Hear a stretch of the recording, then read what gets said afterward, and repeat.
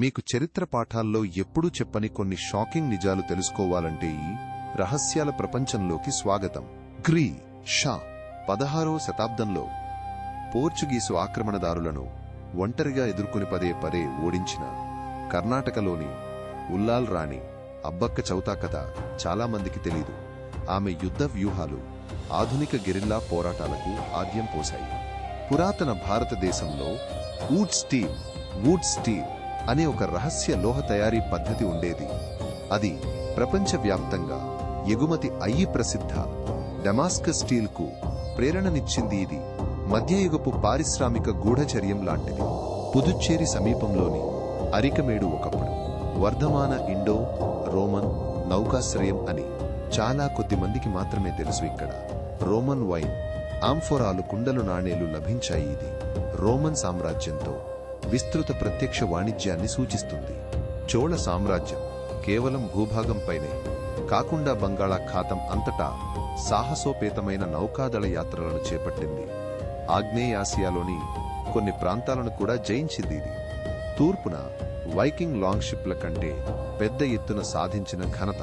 హాంపీలోని విజయనగర సామ్రాజ్యం ఆధునిక ఐరోపా నీటిపారుదల వ్యవస్థల కంటే అత్యంత అధునాతనమైన కాలువలు, ఆనకట్టలు, భారీ రిజర్వాయర్లతో కూడిన నీటి నిర్వహణ నెట్వర్క్ను కలిగి ఉండేది.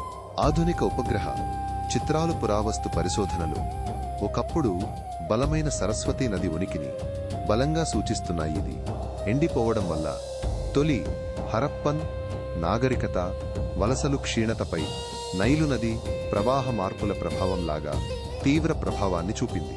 కుతుబ్ మీనార్ సముదాయం కేవలం ఇస్లామిక్ నిర్మాణ శైలికి మాత్రమే కాకుండా అనేక ధ్వంసం చేయబడిన జైన హిందూ దేవాలయాల నుండి పునర్వినియోగం చేయబడిన భాగాలను కలిగి ఉంది. ఇది సంక్లిష్టమైన సాంస్కృతిక స్వీకరణను సూచిస్తుంది.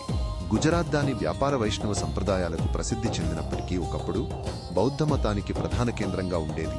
ఇక్కడ అనేక పురాతన స్థూపాలు, ఆశ్రమాలు కనుగొనబడ్డాయి. ఇది భిన్నమైన మతపరమైన ప్రకృతి దృశ్యాన్ని వెల్లడిస్తుంది.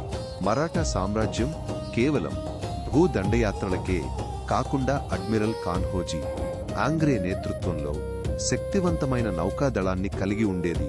అతను కొంకణ్ తీరం వెంబడి యూరోపియన్ నౌకాదళ శక్తులను బ్రిటిష్, డచ్, పోర్చుగీస్ విజయవంతంగా ఎదుర్కొని ఓడించాడు.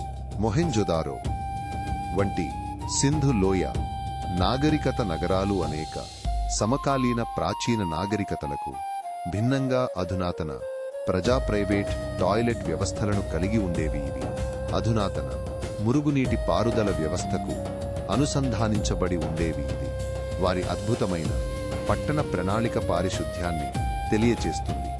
ఈ పురాతన రహస్యాలు మిమ్మల్ని ఆశ్చర్యపరిచాయా? మరిన్ని అద్భుతమైన నిజాల కోసం మాతో కనెక్ట్ అయి ఉండండి.